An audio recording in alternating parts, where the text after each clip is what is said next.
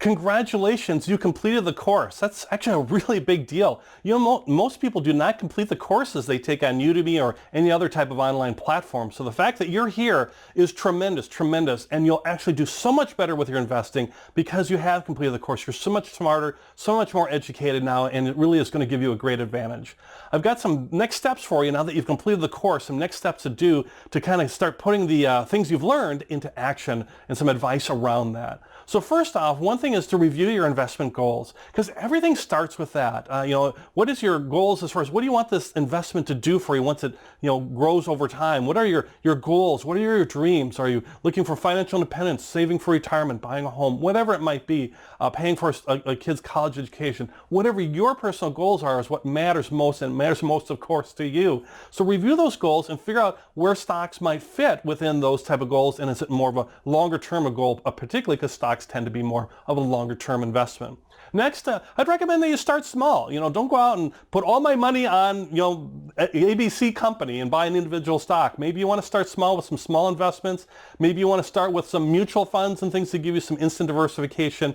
Maybe that'll help you as far as with that to get started, and then play around and get started as far as small wise, and then you can continue to build on that and continue to invest and build that up as you get maybe a little bit more confident. It varies by every person, but when in doubt, especially if you're new to investing, well, it's okay. Go ahead and start small, but do build that up, especially the amount that you're investing. The more you can invest and the longer you can invest for, the more it will compound and grow over time. So certainly recommend that. But as far as buying individual holdings, might be good to start small. Also good to diversify your holdings too, amongst different types of stocks, different types of stock mutual funds, and then looking at your overall portfolio too, that maybe you need to have a little bit in bonds or a little bit in cash or a little bit in something else, precious metals, wherever it might be. I know for myself, looking for long-term growth over a longer period of time, and still am, I have a large percentage of my income, even at this age, you can tell my age maybe a little bit, I'm like 75, 80% in stocks right now, and that's pretty aggressive for many people for my age. Maybe something less aggressive, but either way,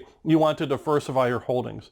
And one thing that's very important is to invest regularly. In the United States, we call dollar cost averaging or money cost averaging, where you're regularly putting in money all the time. Maybe it's every paycheck or every month. Because as you continue to buy and continue to invest, that money will be in there and it'll continue to grow, and you have a better chance of buying low or medium versus always just trying to buy high. Because emotionally, it can get hard for us. If the stock market's way up, we might not want to buy, or if the stock market's way down, we might not want to buy, kind of fear out of that. Where if we just regularly are investing, we don't think about those highs and lows. We're just more regular investing and letting the power of compounding work for us to our advantage and have that grow over time and use that to our advantage versus our disadvantage of maybe trying to time the market, which is extremely, extremely difficult to do.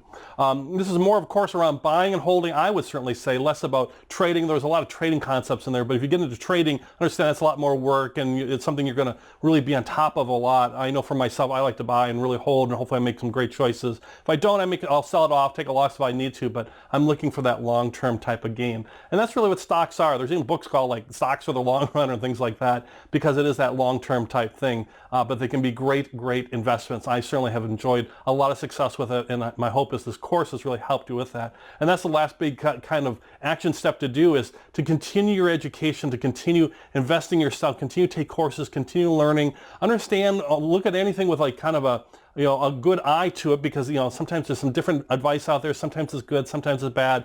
Think for yourself on this. You've got some background now here with the course, but do continue your education. One last bonus step here for you, or really it's more a bonus step, I guess, for me and the future students, and that is to review the course or to give the course a rating. If you love the course, you thought you got something out of it, a 5-star rating is great and appropriate, and I love that, and it really helps students as far as deciding what courses to take now and in the future. So you don't have to leave a comment if you don't want to. You can just do a rating, but if you want to leave a rating and a comment, I appreciate that a great deal. I know future students do as well. And lastly, I want to say thank you. Thank you so much for investing your time with me here, and hopefully you learn a lot about stocks, investing in the stock market. But I know there's a lot going on in the world out there, a lot in your own life. So I really appreciate the time that you spent with us here, and I'm hoping I gave you some great information. But really, I want to say thank you so much again for enrolling in the course, and thank you so much.